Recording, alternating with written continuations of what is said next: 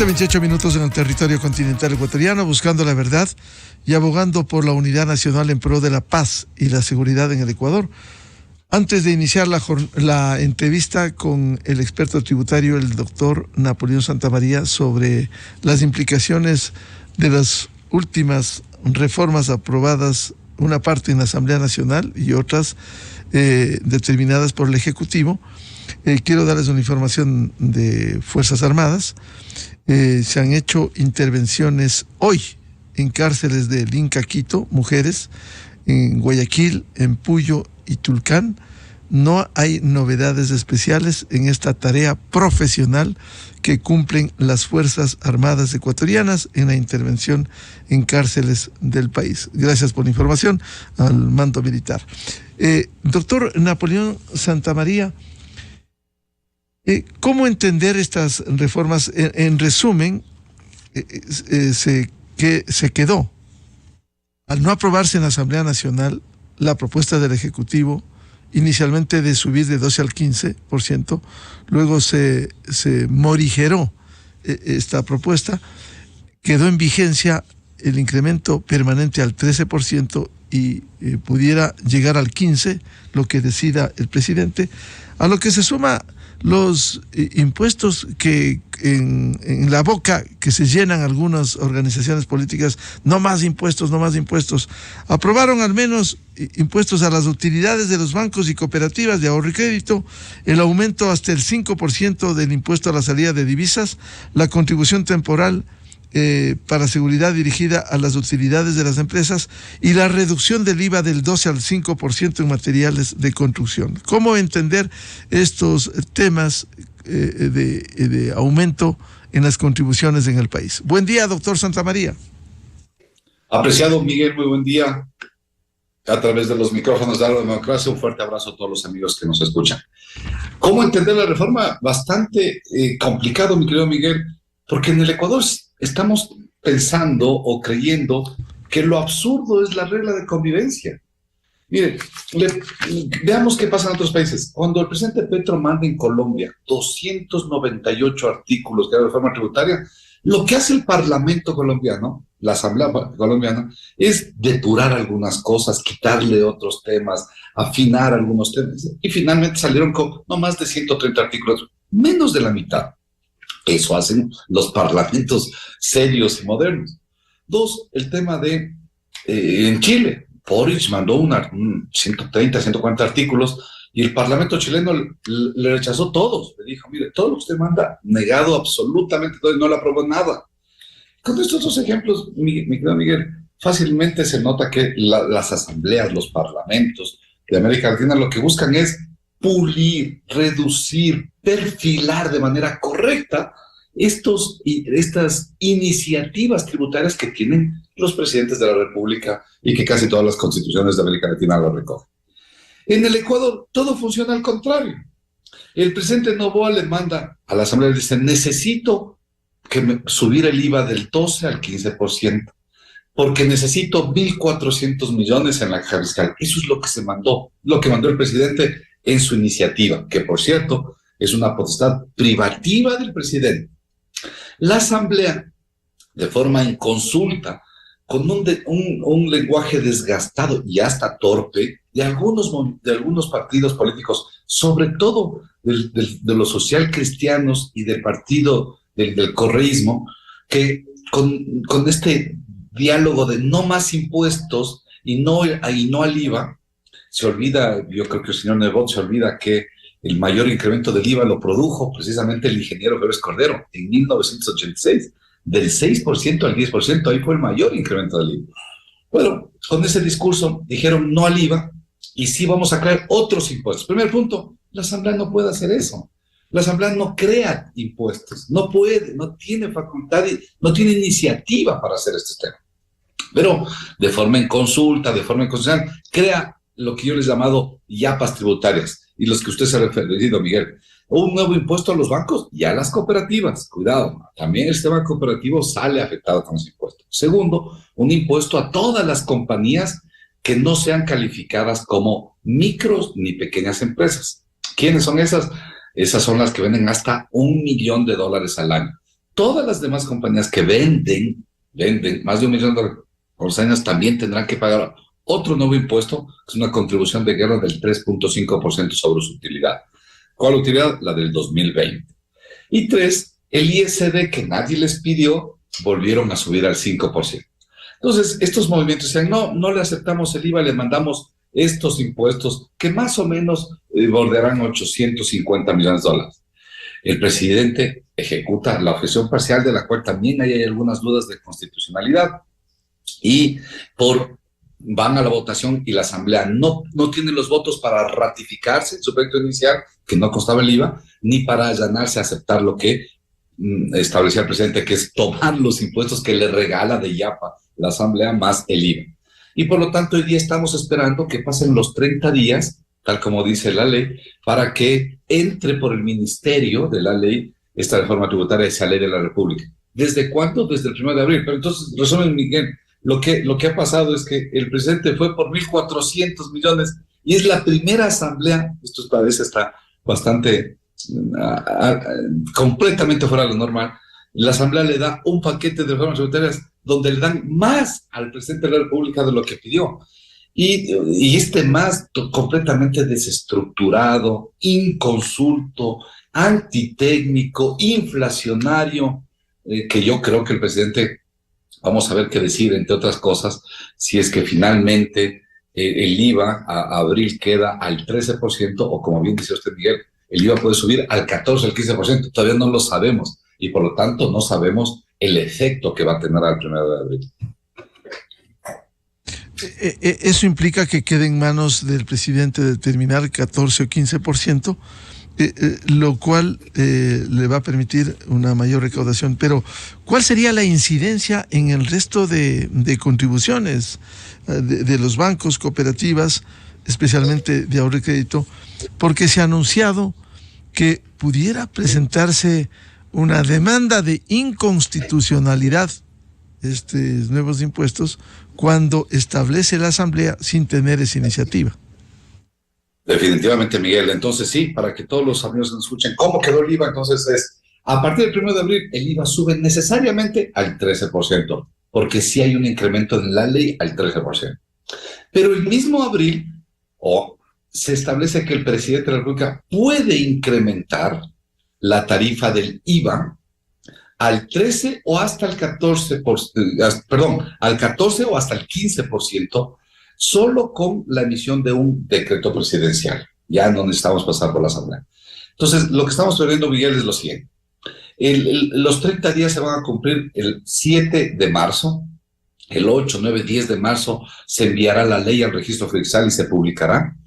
Y desde el 10 de marzo hasta el 31 de marzo, el presidente tiene, digamos, ahí unos 20 días para analizar, para definir si es que emite el decreto presidencial y de tal manera que el IVA al 1 de abril ya se quede fijo y sepamos todos cuál es el IVA que vamos a trabajar, si solo el 13% que establece la ley o el 14% del presidente o el 15%. Me parece que ahí hay una carencia de tiempo para que el presidente reflexione y defina sustancialmente si va a la propuesta original. 2, el ISD, ¿cómo queda? Al 1 de abril nuevamente, Miguel, el impuesto a la divisa sube al 5%. Pero nuevamente, en el ejercicio de tiempos que hemos hecho, si la ley se manda a publicar el registro fiscal al 10 de marzo aproximadamente, también hay unos 20 días para que el presidente vuelva a pensar si es que lo pone en el 5% o lo baja. Porque en la aprobación del impuesto a la serie de divisas también se le delegó la facultad al presidente para que pueda, con su sola firma, mediante un decreto ejecutivo, disminuir la tarifa del ISD. Así que nosotros creeríamos que por el bien del país debería el presidente subir el IVA al 15%, que fue su propuesta inicial, que está facultado por la ley, y el 1 de abril aparecer con ese IVA, y por el contrario, disminuir el ISD del 5% que se pretendía que aparezca al 1 de abril y dejarlo como está el día de hoy en el 3.5%. ¿Y esto por qué, Miguel y amigo? Porque resulta, pongo un ejemplo, si alguien trae un bien desde el exterior, compra, un importador del Ecuador, importa $22,000 millones, y hoy lo importa por $100, más un IVA, un ISD, perdón, del 3.5, lo está importando por 103.5. Una vez que lo importa, a esos 103.5 le pone el IVA, ahora del 12%.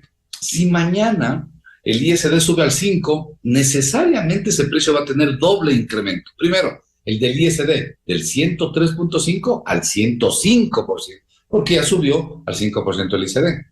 Y a ese 105 le subiría o le cargaría el IVA del 13, del 14 o del 15, como hemos hablado. Y por lo tanto hay un doble efecto en el ajuste de precios, sobre todo de los bienes importados. Este es el tema, esto es lo que hemos hecho como país, ¿no? Primero el ISD era del 0,5%, recuerden ustedes ecuatorianos, después del 1%, después del 2%, después subimos al 5%, allá en el 2011 subimos al 5%. Y luego lo comenzamos a bajar, el señor Lazo lo comenzó a bajar al 4, 4.50, etcétera, y llegó al 3.50, y ahora lo volvemos a subir. Casi como que nos verán, en el mundo, nos verá como este país, qué raro, qué cosas tan extrañas y sui generis y malas hace este país, que sube con un impuesto hasta el 5, luego baja el 3.50, luego el subir es un paso adelante, un paso atrás, un paso adelante, un paso atrás, como nación. Y a eso súmele, como bien dice usted, Miguel, un péndulo que terriblemente puede afectar a esta reforma tributaria. No solo que hay una violación de procedimiento en el orden constitucional cuando la Asamblea crea o tiene la iniciativa de crear impuestos que no tiene tal iniciativa. Dos, cuando el presidente hace un veto parcial sobre un texto de la Asamblea que ya no constaba como materia de discusión el incremento del IVA, sino que adicionalmente principios básicos de la tributación donde los atributos a los bancos resultan a todas luces confiscatorios. Hay bancos que llegarán a pagar hasta el 57%, cuando la tarifa normalmente de tributación en el Ecuador es 36.25 en una combinación de lo que es 15% trabajadores y 25% de impuesto a la renta. El Ecuador tiene una tarifa neta del 36.25. Con esta nueva tasa que les cobrarían a bancos y algunas cooperativas, llega a ser hasta del 57% y a todas luces es confiscatorio, no porque lo decimos, sino porque hay sentencias internacionales que establecen que cobrar más del 50% a un contribuyente es confiscatorio. Por lo tanto, Miguel, aquí me parece que muchos contribuyentes, entre esos bancos y también cooperativas, yo he conversado con un par de cooperativas que dicen, nosotros no podemos aguantar ese impuesto confiscatorio, me parece que buscarán acciones de inconstitucionalidad, con lo cual sería terrible. Imagínese usted, Miguel, cómo nos verán. Ya nos ven mal por hacer tan mal estas reformas, producto de unas vanidades políticas de algunos líderes políticos caducos que le hacen mucho daño al país. Pero después nos verán casi como una aldea, casi de semisalvajes, cuando vean que la reforma tributaria se cae, o se podría caer, por inconstitucionalidad. Y no solo que el país quedaría en mal predicamento, sino que nuevamente los mercados internacionales de capitales, los prestamistas internacionales, los multilaterales, volverán a desconfiar de esa integridad de las finanzas públicas y sobre todo de la capacidad de pago que pueda tener el país de sus obligaciones. Mire usted, un conjunto de desaciertos, ¿producto de qué? De nuestra mala clase política que hoy día lastimosamente está en el Parlamento Nacional. Es decir, el camino pudiera ser la Corte Constitucional por la acción que ya han cuestionado tanto bancos cuanto cooperativas de esta nueva contribución, resuelta por la Asamblea Nacional y aceptada por el Ejecutivo. Resuelta por la Asamblea, bien dice usted, resuelta por la Asamblea Nacional, una yapa tributaria, pero y definitivamente, le digo, sería terrible irnos a la Corte y que la Corte desbarata esta reforma tributaria, el país se quedaría realmente en soletas, realmente muy complicado. Pero Miguel, hay una reflexión importantísima, dicen, cuando se sube el IVA, ¿qué va a pasar la compañía que me está escuchando ahora y que vende con IVA 12? ¿Qué va a pasar si el IVA sube al 13, 14, 15? ¿Lo que les va a indexar el precio? Pongamos un ejemplo, si es que antes el precio era 10 más 12% de IVA, lo vendían en 11, 20. El 1 de abril subirá mínimo al 13%. ¿En cuánto lo venderá? En 11.30, 10 centavitos más. Y si el presidente lo sube al 14%, subirá en 11.40, y si llega al 15%, lo darán 12.50. Sí, inmediatamente se traslada al precio. Como vemos, si es que solo es 13%, el ajuste es del 0,80, si es del 14% es 1,60 y máximo en el peor de los casos es 2,30. Entonces, sí, puede haber un incremento, pero inmaterial, pequeño. Me parece que es digerible por parte de todos los actores económicos y por los consumidores. ¿Qué pasa con las otras contribuciones? Los bancos y las cooperativas, finalmente ellos sufren una afectación, etcétera, y escucho muchas voces que dicen, es que estos bancos, como han ganado, que paguen nomás. Les digo, se equivocan, es esta visión tan pequeña de ojo por ojo y diente por diente debe acabarse en el país. Es porque finalmente todos quienes sufren, en este caso bancos y cooperativas, un incremento adicional en su caja para atender un nuevo tributo, lo que van a hacer, Miguel y amigos, es trasladar ese costo que hoy tienen por esa nueva grabación fiscal en precios de bienes o servicios que transmitan. Entonces, quizás los servicios bancarios o los servicios cooperativos que cuestan 50 centavos subirán a 60 centavos. O quizá la tasa de interés activa, la que nos cobran, se ajuste 10 centavitos más. O, más fácil, la pasiva, la que nos pagan por recaudaciones, baje 0.20 en su cotización. Resumen, finalmente el traslado será a todos los usuarios de los servicios bancarios y cooperativos. Dos, Miguel, lo mismo con las compañías. ¿Cómo quedó el régimen para las compañías que nos escuchan? Las medianas y grandes. ¿Cuáles son medianas y grandes? Todas las que tienen ventas mayores de $1 millón. Ellos van a pagar una contribución del 3.25%. ¿En qué años? Van a pagar en este año 2024 y en el próximo año 2025, el 3.25. ¿De qué o sobre qué? De las utilidades que generaron en el 2022. ¿Sí? Nos retrotraemos un poco para atrás, decimos, ¿qué utilidad tuvo en el 2022? Vamos a suponer $100,000. Usted sobre esos $1,000 tiene que pagar 3.25, es decir, 3.250. ¿Cuándo? Este 2024 y el 2025. Nuevamente, Miguel, la reflexión de ¿qué van a hacer estas compañías que tienen este nuevo costo y este nuevo ejercicio o sacrificio de caja para atender este nuevo tributo que no lo tenían en el radar? Subirán nuevamente en el precio de los bienes y servicios. Por eso es que me preocupa y por eso le doy responsable lo hecho por la Asamblea, porque no solo vamos a tener una presión en los bienes y servicios por el IVA, como lo comentamos también por ese ISD irresponsable que lo volvimos a subir al 5%, cuando siempre les dijimos no es correcto bajarlo, pero el país siempre hace estas cosas. Y tres, por este efecto inflacionario o de trasladar los costos que podrían afectar a los bancos, cooperativas y compañías medianas y grandes del país a los precios de los bienes y servicios. Y entonces temo yo, Miguel, y esto es lo que más me preocupa, que sobre texto de esto haya un proceso especulativo, y esto sí hay que ser muy categórico. Lo peor que le puede pasar, y llamados a entes de control, comisarías, intendencias de policía, superintendencia de control y poder de mercado, etcétera, para que delineen las políticas para evitar que haya un abuso en la fijación de precios a partir del 1 de abril. Es verdad que esto es un enjambre muy mal armado por culpa de la Asamblea de esta reforma tributaria, que está provocando muchas incertidumbres y dudas de la población. Pero no por eso podemos permitir que haya procesos inflacionarios abusivos, lesivos, orientados a buscar en la especulación saciar un poquito más de tratar de ganar fondos en la prestación de bienes y servicios. Así que me parece, mi querido Miguel y amigos, que esa sí es una tarea importantísima que debemos emprender a fin de evitar un mayor colapso de nuestra economía y de nuestras finanzas públicas una vez que la reforma ya sea parte del ordenamiento jurídico del Ecuador. Desde el punto de vista de política tributaria, doctor Napoleón Santamaría, el incrementar el IVA al 13% con la posibilidad de ir hasta el 15% de manera temporal y luego volver al 13%, quizás los precios no vuelven al precio anterior. Ya hay experiencias. El terremoto del 16 de abril del 2016 hubo incluso una contribución que dimos los ecuatorianos adicional, se incrementó el IVA del 12 al 14, luego volvió al 12, pero los precios no volvieron al 12%, es decir, ya queda instalado ese incremento. Incluso en el terremoto de Manabí se robaron la plata, más de 3.000 millones, que se había contribuido adicionalmente para la reconstrucción de Manabí. ¿No es contraproducente esto? Definitivamente, Miguel, es contraproducente. Eso lo tenemos medido. Hay estudios que hemos hecho desde las universidades, lo ha hecho el propio SRI, etcétera, donde si subimos impuestos directos como lo subimos post terremoto, subieron los precios.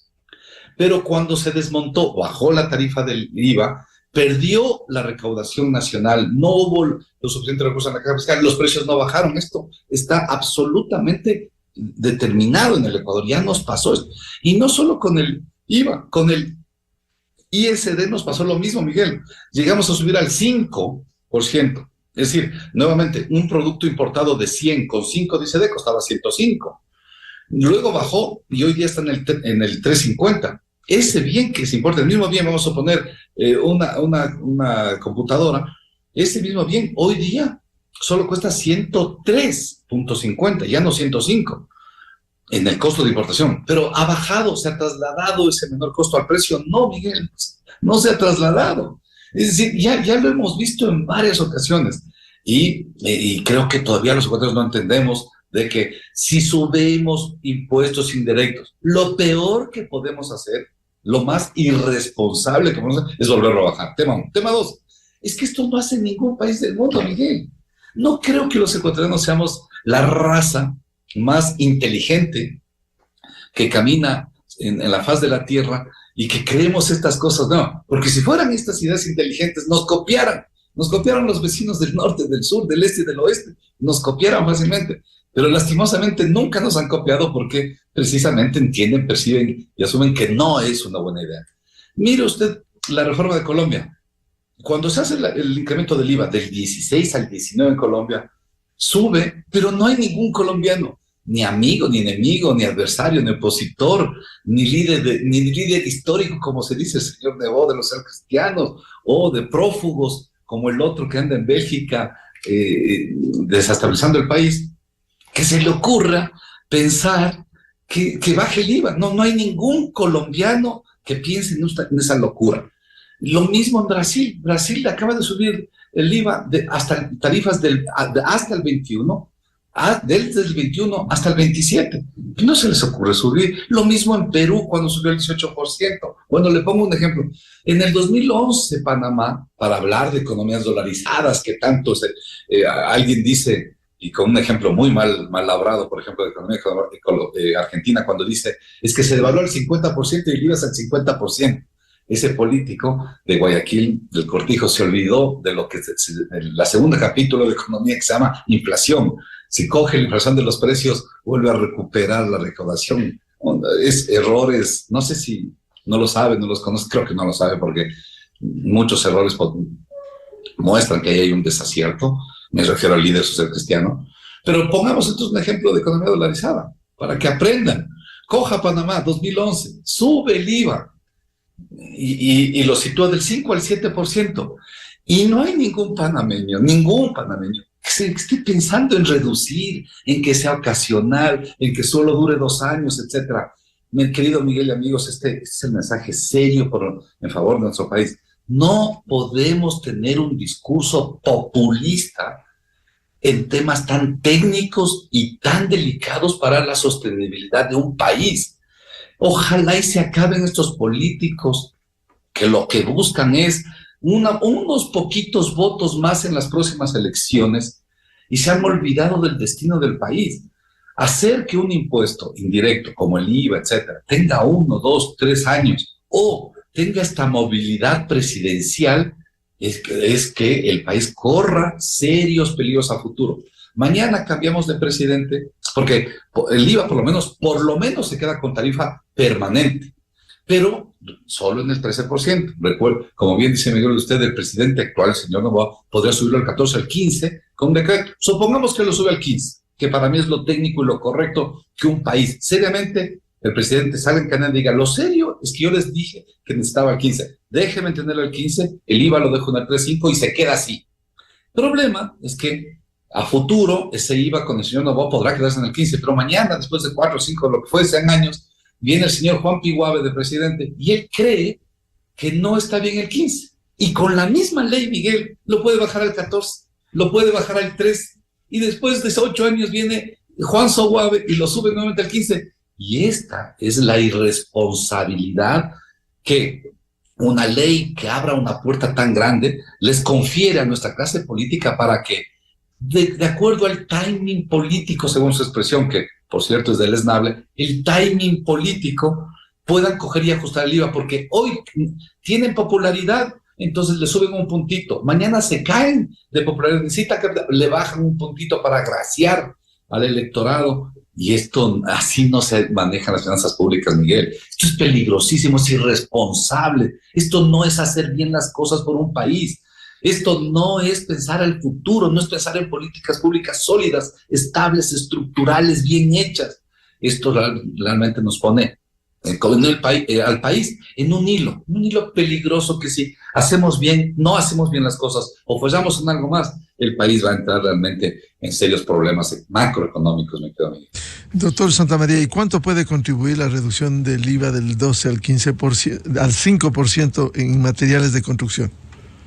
Mire también este tema de materiales de construcción, ¿no? Recordemos, a diciembre del año anterior ya hubo una reforma, ya está la reforma escrita y ya está publicada y ya es ley de la República. ¿Qué dice esa reforma? Dice que todos los que lleven adelante un proyecto inmobiliario, textual, así dice el sustantivo, proyecto inmobiliario, tienen derecho a la devolución del IVA. Ya está, Miguel y amigos. Eso desde diciembre anterior. Faltaba el reglamento que diga que ya está el reglamento también, ya se sabe que hay que ir a escribir el proyecto, etcétera, y recibo la... Muy bien. Que sea la tarifa del 5%, Miguel, del 12, del 15, del 14, ya es indistinto, porque me van a devolver el IVA en todos los casos que son proyectos inmobiliarios. Punto. Cuando bajan la tarifa a materiales de construcción del 12 al 5, entonces hay otro efecto. Pero ¿para qué le bajan si igual le van a devolver? Es que ahí hay dos efectos. Primero, al sector inmobiliario. Todos los que hagan procesos de construcción tendrán que pedir la devolución ahora ya no del 12, sino del 5% que pagaron por el IVA en los materiales de construcción. Esto para los, insisto, para los que hacen proyectos inmobiliarios. Punto. 2.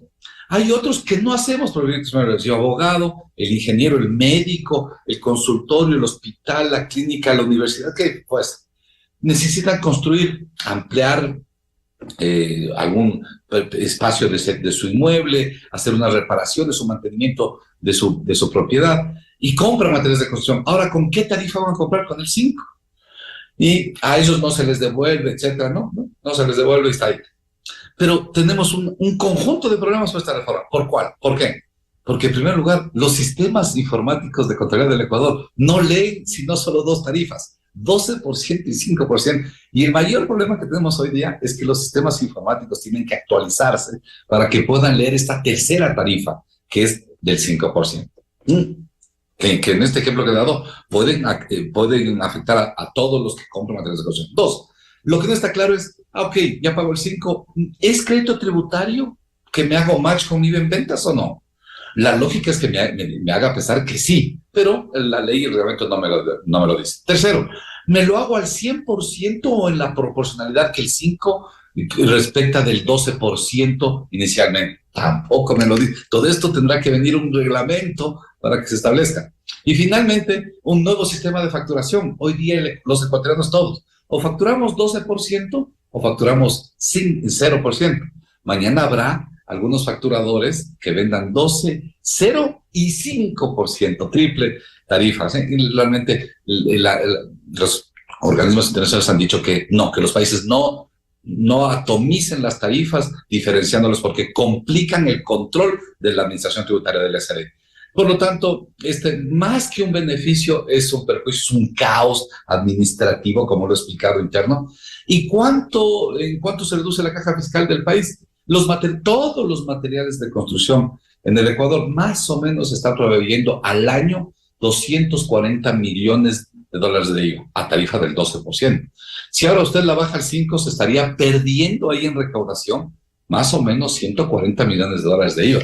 Entonces, y nuevamente, Miguel, esto no es muy entendible. Es un paso para adelante cobrando impuestos con nuevos impuestos inconstitucionales, un paso para atrás bajando un impuesto que para proyectos inmobiliarios no tiene sentido, porque como he explicado, ya les devuelven. ¿Para qué bajan la tarifa si querían beneficiar a ellos? Creo que lo hicieron muy mal. Precisamente es a lo que yo me refiero, Miguel. Irresponsables. Así no se lo trata al país, así no se lo quiere al país, haciendo estas medidas que resultan ser perjudiciales para el país. Aquí hay dos responsables fundamentales: el Partido Social Cristiano, liderado por el señor Nebot, y el correísmo, liderado por el prófugo que está en Bélgica, el prófugo de la justicia que está en Bélgica, mi querido amigo.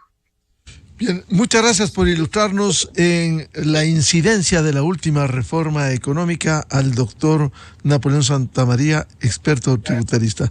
Muy amable, Napoleón. Saludos, Miguel. Un feliz fin de semana.